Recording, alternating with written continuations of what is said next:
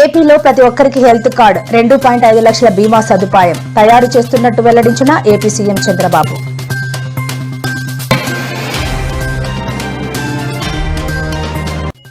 విద్యా విధానంలో పలు మార్పులపై సీఎం రేవంత్ రెడ్డి సమీక్ష. తెలంగాణ కొత్త విద్యా విధానం ఉండాలని అధికారులకు పలు సూచనలు జారీ.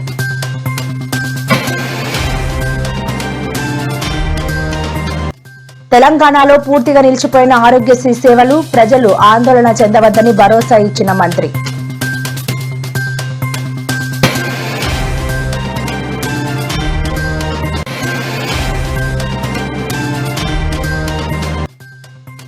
పవన్ కళ్యాణ్ పై యాంకర్ శ్యామల సంచలన వ్యాఖ్యలు. తిరుమల వివాదాలపై పవన్ కళ్యాణ్ మౌనంగా ఉన్నారంటూ శ్యామల ఆగ్రహం.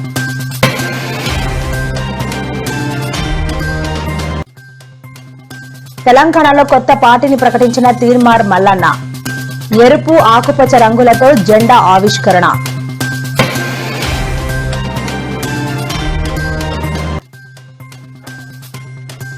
కారును ఢీకొట్టిన టిప్పర్. నెల్లూరు జిల్లాలో 7 దుర్మరణం.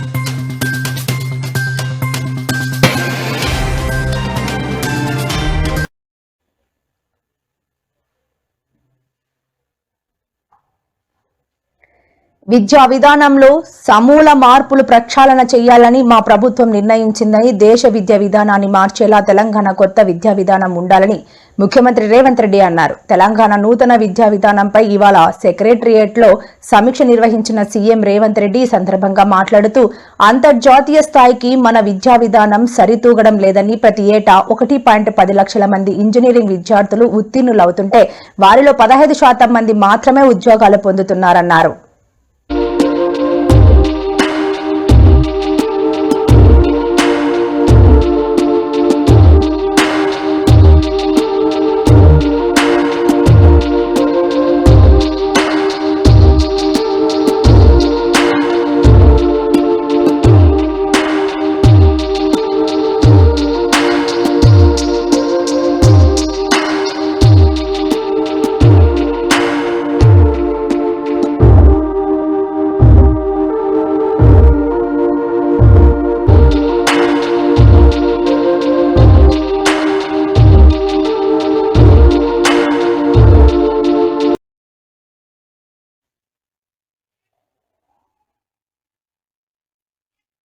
ప్రతి ఇంటికి బెస్ట్ ఫైనాన్స్ మినిస్టర్ ఆ ఇంటి మహిళ.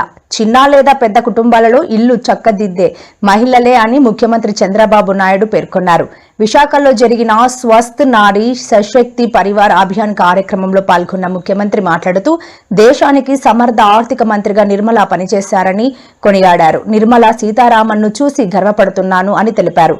స్వస్థ్ నారీ స్వశక్తి పరివార్ అభియాన్ కార్యక్రమం చరిత్రను నిలిచిపోతుందని సీఎం అన్నారు. ఆడపిల్ల ఆరోగ్యం కోసం మెడికల్ టెస్టులు తీసుకురావడం మంచి కార్యక్రమం అని తెలిపారు. ఈరోజు మన ముందర నిర్మలా సీతారామన్ గారు ఉన్నారు. నేను గర్వపడుతున్నా. ఈ రాష్ట్రంలో ఆడబిడ్డగా దేశానికి సమర్థవంతమైన ఆర్థిక మంత్రిగా పనిచేస్తున్నారు. వారిని మనస్ఫూర్తిగా అభినందిస్తున్నా. నేను కూడా ఎకనామిక్స్ స్టూడెంటే, ఆవిడ కూడా ఎకనామిక్స్ చేశారు. కానీ ఓసారి నేను ఎప్పుడూ చెప్పేవాడిని, ప్రతి ఇంటికి బెస్ట్ ఫైనాన్స్ మినిస్టర్ వచ్చి ఆ ఇంటికి మహిళే. మీరందరూ గుర్తుపెట్టుకోవాలి. ఇంట్లో మగవాళ్ళు బయట తిరుగుతూ ఉంటారు, కానీ ఇల్లు చక్కదిద్దేది, బడ్జెట్ తయారు చేసేది, అది ఎగ్జిక్యూట్ చేసేది ఆడబిడ్డలే తయారు చేస్తారు. చిన్న కుటుంబాలు కానీ పెద్ద కుటుంబాలు కానీ మీకంటే బెస్ట్ ఫైనాన్స్ మినిస్టర్ ఎవరు ఉండరు. నేను ఎప్పుడూ చెప్పేవాడిని, ప్రతి ఇంటికి బెస్ట్ ఫైనాన్స్ మినిస్టర్ వచ్చి ఆ ఇంటికి మహిళే. మీరందరూ గుర్తుపెట్టుకోవాలి. ఇంట్లో మగవాళ్ళు బయట తిరుగుతూ ఉంటారు, కానీ ఇల్లు చక్కదిద్దేది, బడ్జెట్ తయారు చేసేది, అది ఎగ్జిక్యూట్ చేసేది ఆడబిడ్డలే తయారు చేస్తారు.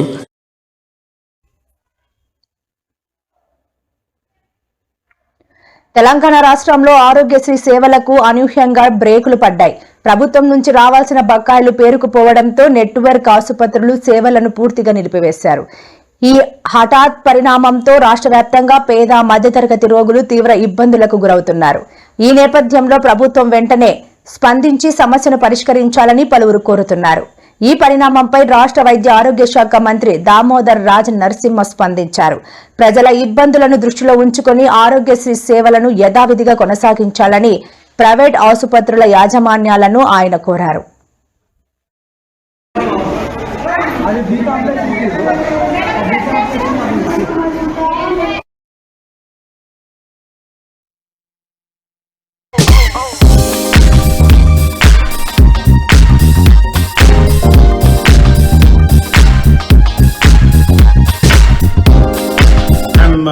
Dr. Vadiraju Rakesh, State President, Telangana Network Hospitals Association. Despite our best efforts, మేము చేసిన ఈ 9 నెలలుగా చేసిన వివిధ ప్రయత్నాలు గవర్నమెంట్కి సంప్రదించి మా ప్రాబ్లమ్స్ చెప్పడం అనేది జరిగింది. చెప్పినా కూడా ఈ ప్రాబ్లమ్స్ ఏవి కూడా సాల్వ్ కాలే, ఎక్కడేసిన గుంగళి ఎక్కడే ఉన్నట్టుగా ఉంది. దీనికి సంప్రదించి మేము ఈసారి కూడా దాదాపుగా ఆగస్ట్ 20th నుంచి మొన్నటి వరకు వివిధ ప్రయత్నాలు చేశాము. అవన్నీ విఫలమైన కారణంగా ఇవాళ రాత్రి 12 గంటల నుంచి ఆరోగ్యశ్రీ సేవలు తెలంగాణలో నిలిపివేయడం అనేది జరుగుతుంది. దానికి ముఖ్య కారణం మాకున్న ఫైనాన్షియల్ బర్డెనే. తర్వాత అవి కాకుండా నాన్ ఫైనాన్షియల్ మ్యాటర్స్ కూడా ఉన్నాయి, విచ్ మనము ఆరోగ్య శాఖ మంత్రికి, సిఇఓ గారికి ఎన్నోసార్లు విన్నపం చేయడం జరిగింది, through letter and in person. Despite that, nothing is working out. So what we are requesting the government is to take it to a better ఇంకొక హైయర్ అప్ తీసుకుపోయి చీఫ్ మినిస్టర్ రేవంత్ రెడ్డి గారికి ఈ పర్టికులర్ మేము చేసిన డిఫరెంట్ విన్నపాలు చెప్పాలన్న మా కోరిక. చెప్పి మమ్మతో సంప్రదించి దానికి కావాల్సిన తగు చర్యలు తీసుకుంటే ప్రజలకు ఇబ్బంది కావాలన్నది కాదు, మా ఇబ్బందులను పట్టించుకోవాలన్నది ఒకటే కోరిక. ఆరోగ్యం పేద ప్రజలకు అందించే హాస్పిటల్స్ అనారోగ్యం పాలవుతున్నాయి. వీటిని పట్టించుకోండి. వీటిని పట్టించుకుంటే మనందరం కలిసి మెరుగైన వైద్యం ప్రజలకు అందించగలము. దయచేసి ఇది ఒక విన్నపంగా భావించి మాకు తగిన రీతిలో దీనికి ఉపశమనం చూపించాలి. ఒక పర్మనెంట్గా ఆరోగ్య తెలంగాణ మార్చుకోవడానికి మా సాయశక్తుల ప్రయత్నం చేస్తామని హామీ ఇస్తూ మీరు మా దానికి కావాల్సిన తగు చర్యలు చేసుకోవాలి. ఇందులో first is release of already dues, next regular payments, redrafting of MOU, readdressal mechanism, different injustices done to us to be abolished. These are our small demands, sir. We request అందరినీ హెల్త్కి సంబంధించిన ప్రతి ఒక్కరిని, హెల్త్ మినిస్టర్ గారిని, finance minister గారిని, chief minister గారిని, health secretary గారిని, Aarogyasri CEO గారిని అందరినీ చేతులెచ్చి జోడించి చేసే విన్నపం ఇది. Kindly do the needful.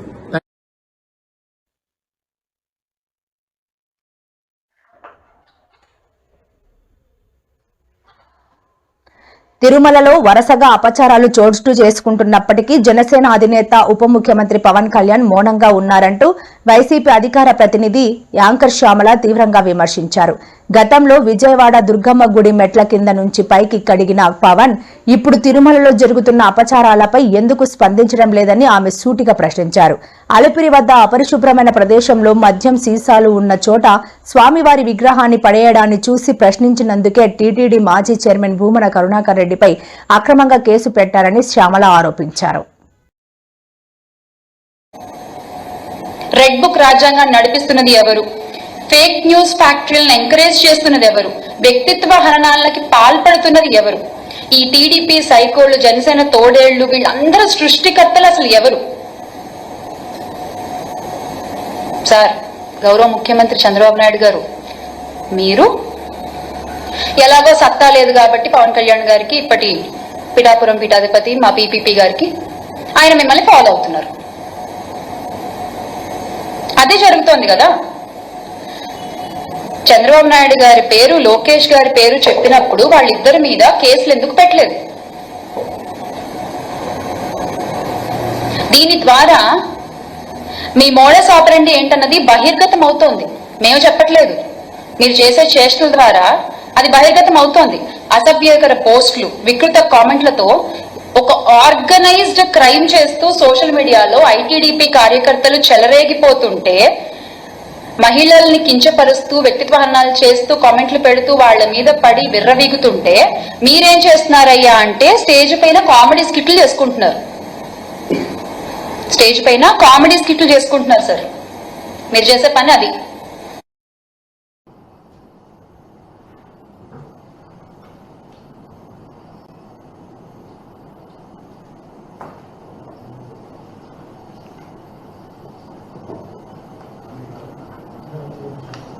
అసలు ఆయన మాట్లాడిన భాషని మ్యూట్ చేసి చూపిస్తున్నాం మీకు. ఇంకా మేము ఎన్నెన్ని మాటలు మాట్లాడారు, ఎన్నెన్ని అబద్ధాలు ప్రచారాలు చేశారు, ఎంత ఊగిపోయారు, ఎంత ఊపారు. ఈ రోజున కామ్గా ఊరుకున్నారు. ఇంత జరుగుతుంటే మీరు ఊగాల్సింది అప్పుడు కాదండి, ఇప్పుడు.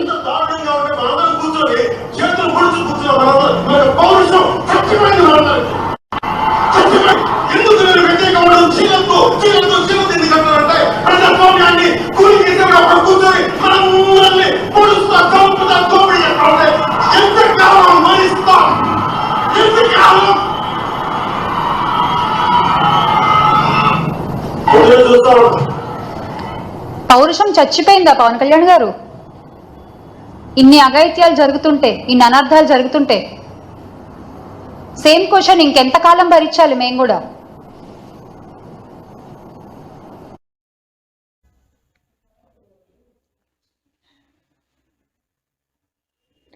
తీన్మార్ మల్లన్న అలియాస్ చింతపండు నవీన్ కుమార్ తన కొత్త రాజకీయ పార్టీని అధికారికంగా ప్రకటించారు. తన పార్టీకి తెలంగాణ రాజ్యాధికార పార్టీ అనే పేరును ఖరారు చేసినట్టు వెల్లడించారు. ఈ మేరకు హైదరాబాద్ బంజారాహిల్స్ లోని తాజ్ కృష్ణ హోటల్లో నిర్వహించిన ఒక కార్యక్రమంలో ఆయన పార్టీ పేరు జెండాను ఆవిష్కరించి ప్రజల ముందుకు తెచ్చారు. ఈ సందర్భంగా పార్టీ జెండాను కూడా పరిచయం చేశారు. పార్టీ జెండాను 2 రంగులతో రూపొందించారు. జెండాపై భాగంలో ఎరుపు రంగు, కింది భాగంలో ఆకుపచ్చ రంగు ఉన్నాయి. ప్రజా ప్రపంచనం జనం జనం జనం ఇదే కథామగనం జనం జనం జనం ప్రజా ప్రపంచనం ప్రపంచనం జనం జనం జనం ఇదే కథామగనం జనం జనం జనం ప్రజా ప్రపంచనం జనం జనం జనం ఇదే కథామగనం.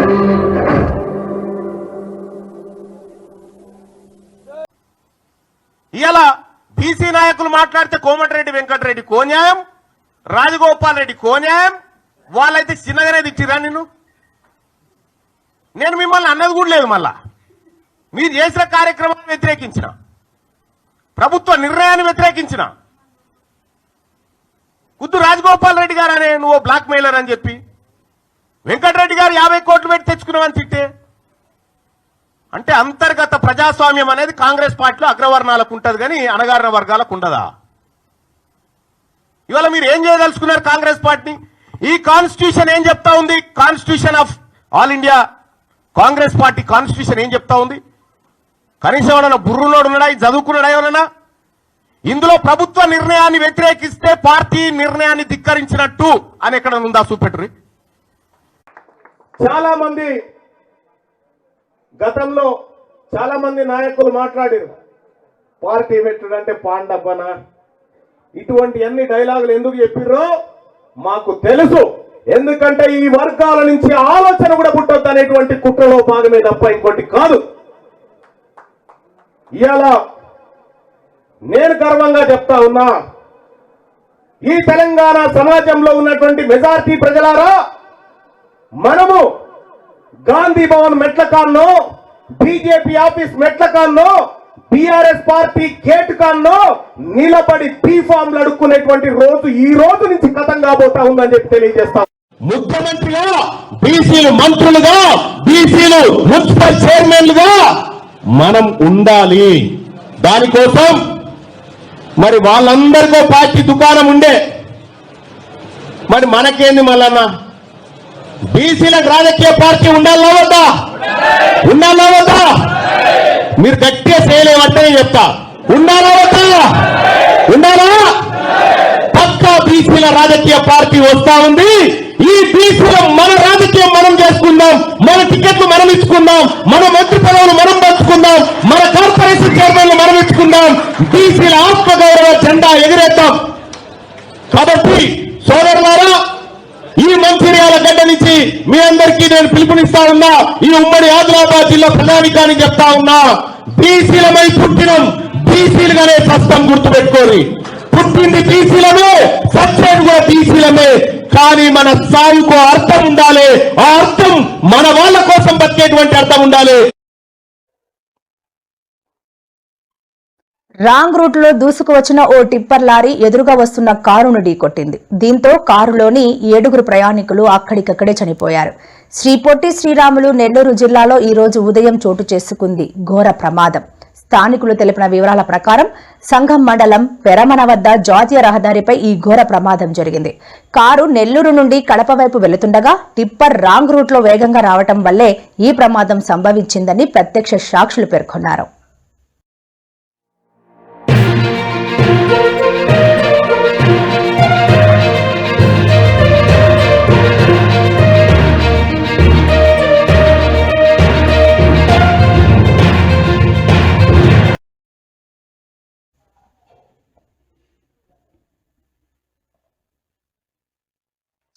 తెలంగాణ విలీనంలో కాంగ్రెస్ పార్టీ చేసిందేమీ లేదని తెలంగాణ జాగృతి అధ్యక్షురాలు కల్వకుంట్ల కవిత చేసిన వ్యాఖ్యలకు TPCC chief Mahesh Kumar Goud counter ఇచ్చారు.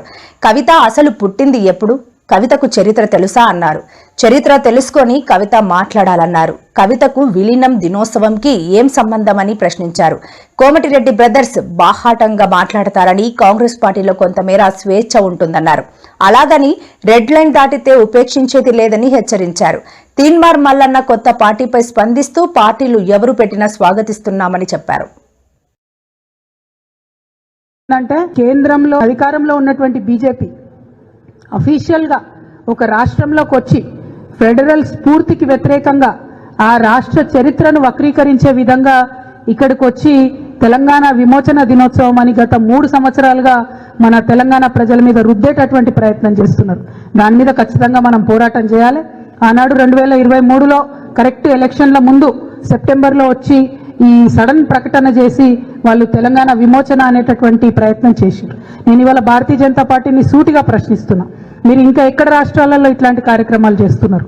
ఎందుకు తెలంగాణలో రెచ్చగొట్టడానికి ఇట్లాంటి కార్యక్రమాలు చేస్తున్నారు? వేరే ఏదైనా రాష్ట్రాలలో పోయి ఆ రాష్ట్ర చరిత్రను వక్రీకరించడానికి ఇటువంటి కార్యక్రమాలు చేస్తున్నారా అని చెప్పి నేను సూటిగా ప్రశ్నిస్తున్నా. మరి 2 సంవత్సరాల నుంచి ఈ కార్యక్రమాలు జరుగుతుంటే కనీసం రాష్ట్ర ప్రభుత్వం ఒక లేఖ కూడా ఎందుకు రాయలేదని ఈ సందర్భంగా నేను ప్రశ్నిస్తున్నా. ఇలా కేటీఆర్ గారు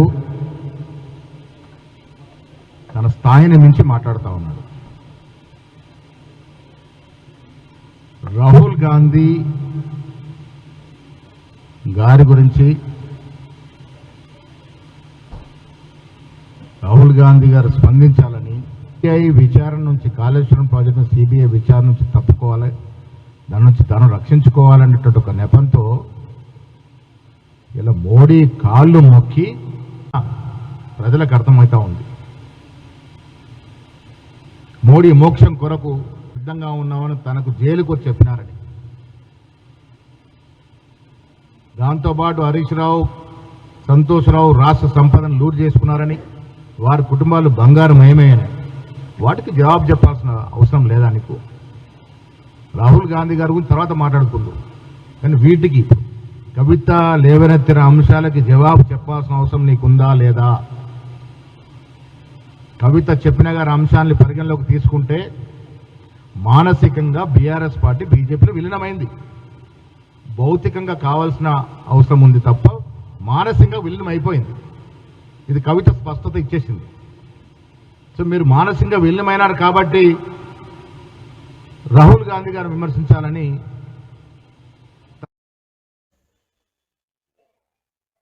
ఎన్టీఆర్ చివరి రోజుల్లో అద్వానీ, వాజ్పేయి లాంటి వాళ్లు ఆయన గురించి ఆరా తీశారని, కానీ ఎన్టీఆర్ వల్ల లబ్ధి పొందిన వెంకయ్యనాయుడు మాత్రం కనీసం పట్టించుకోలేదని వైఎస్ఆర్సీపీ రాష్ట్ర ప్రధాన కార్యదర్శి లక్ష్మీ పార్వతి అన్నారు. తాజాగా సజీవ చరిత్ర పుస్తక ఆవిష్కరణ కార్యక్రమంలో జరిగిన పరిణామాలపై ఆమె మాట్లాడారు. ఎన్టీఆర్ను వెన్నుపోటు పొడిచి తిరిగి పొగడటం చంద్రబాబుకే చెల్లింది. చంద్రబాబుకు 1000 నాలుకలు ఉన్నాయి. ఎన్టీఆర్ చావుకు కారణమైన వ్యక్తి చంద్రబాబు. ఎన్టీఆర్ను వెన్నుపోటు పొడిచి ఇప్పుడు ఆయనపై గొప్పగా పుస్తకాలు రాస్తున్నారు. కూడా వీళ్ళిద్దరు క్రియేషనే. వీళ్ళిద్దరు మాట్లాడుకొని ఈ నాణ్యం అంశాన్ని తెర మీదకి తీసుకొచ్చి భారతరత్న పక్కకు తప్పించారు. మరొకసారి ఎన్టీఆర్ కు వెన్నుపోటు పొడిచారు వీళ్ళిద్దరు కూడా. ఎన్టీఆర్ ఎంత బాధపడి ఉంటే చెల్లని నాణ్యం అని చెప్పి బయట సోషల్ మీడియాలో మాట్లాడుతుంటే ఎంత బాధేస్తా ఉంది హరి. ఎన్టీఆర్ కి బొమ్మున్నటువంటి నాణ్యం చెల్లని నాణ్యం అంటూ అందరూ కూడా ఎగతాళి చేస్తా ఉంటే ఎంత ఆవేదనగా అనిపిస్తుంది చెప్పండి. కళ్ళబడి నీళ్లు వస్తా ఉన్నాయి నాకు. ఇదా విక్రమ్ పూలాట ఆయన పేరు. ఆయన రచించారు ఏంటంటే ఆనాటి దేశ రాజకీయాలనే మలుపు తిప్పిన గొప్ప ప్రజాస్వామ్య పరిరక్షణ 1984 అనే పేరుతో. అందులో ఆ ప్రజాస్వామ్య పరిరక్షకుడు ఎవరంటే చంద్రబాబు అట. దానికి వెంకయ్య నాయుడు గారు వీళ్ళంతా వచ్చారు. ఇక ఆయన కుడి భుజం జనార్దన్ గారు ఈ పుస్తకం రాయించారు. దాంట్లో వక్తలంతా కూడా చాలా గొప్పగా పొగుడుతూ రాశారు. ఎన్టీఆర్ గారు గొప్ప విశ్వపురుషుడని, అదేవిధంగా చరిత్ర సృష్టించిన మహానుభావుడని, ఇదంతా ఓకే, బానే ఉంది. కానీ వీళ్ళు అదే పుస్తకాన్ని కంటిన్యూ చేస్తూ 94 ప్రజాస్వామ్య విధ్వంసం అనే పేరుతో పుస్తకం రాస్తే బాగుంటుంది అనేది నా అభిప్రాయం తెలియజేస్తా ఉన్నాను నేను. ఎందుకంటే ఇది మేము ఊరికే చంద్రబాబు మీద కోపంతో చెప్పే మాటలు కాదు కదా. చంద్రబాబు నాయుడు మీద ఎన్టీఆర్ గారు ధ్వజమెత్తినటువంటి తీరు, ప్రజాస్వామ్యాన్ని చంద్రబాబు నాయుడు ఎంత పరిహాసం చేశాడో 94 తర్వాత, అంటే 95లో.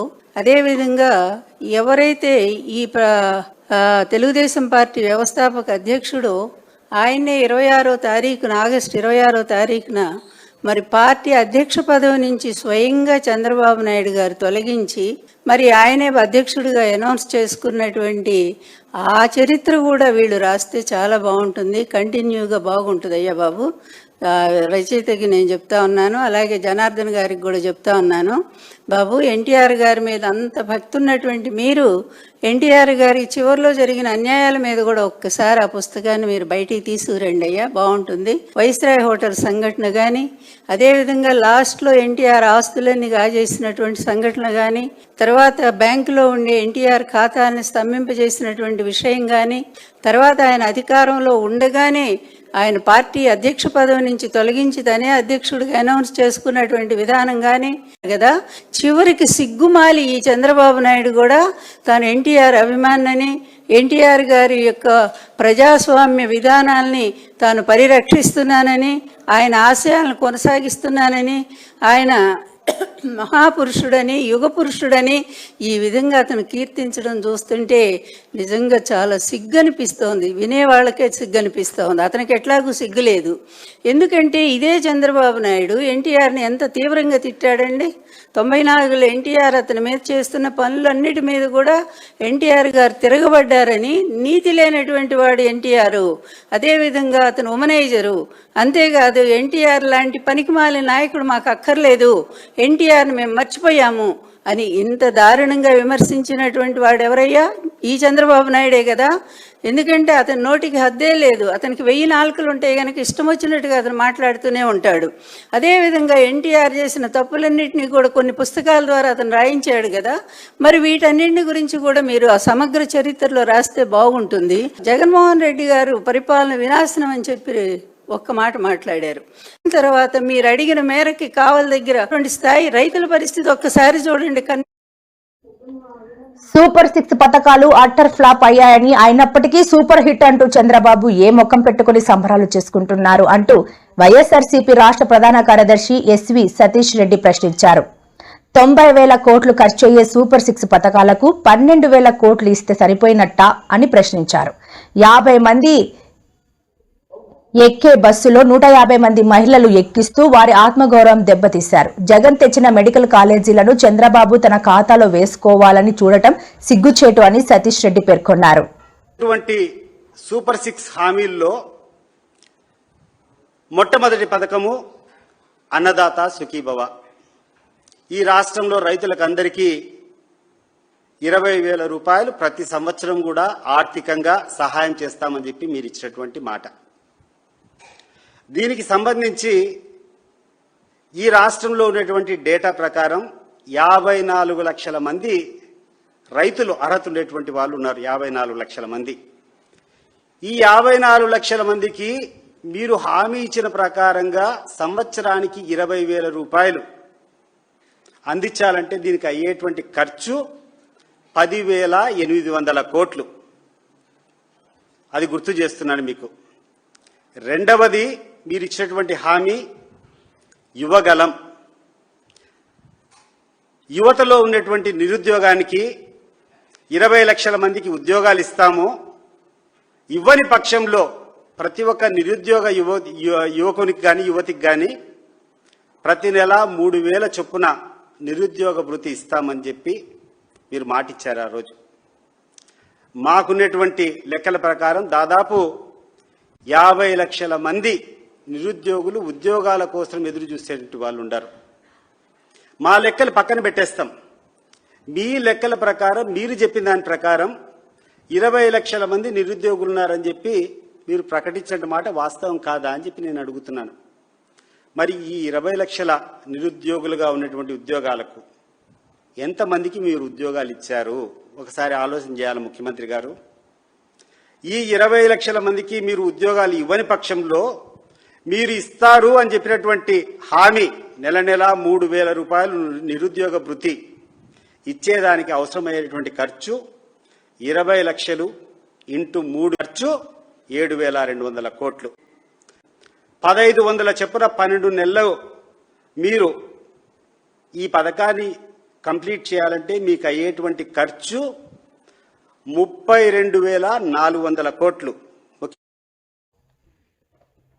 ప్రకాశం జిల్లాలో అత్యంత అమానుష ఘటన చోటు చేసుకుంది. కట్టుకున్న భార్యను పందిరికి కట్టేసి ఓ భర్త కిరాతకంగా హింసించాడు. ఈ దారుణానికి సంబంధించిన వీడియో సోషల్ మీడియాలో వైరల్ కావడంతో పోలీసులు వెంటనే రంగంలోకి దిగారు. పరారీలో ఉన్న ప్రధాన నిందితుడిని 24 గంటల్లో అరెస్టు చేస్తామని Markapuram circle inspector CI Venkateswararao స్పష్టం చేశారు.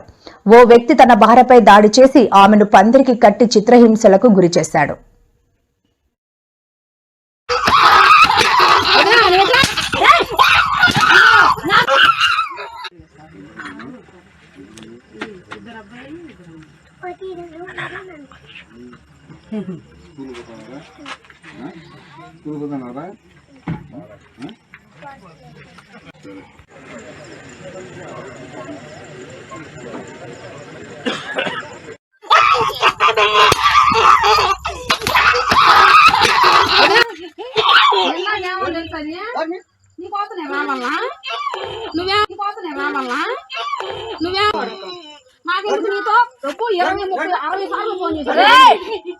అడుగు మాట్లాడము కూడా ఏం తెలుసా నీకు? అడుగు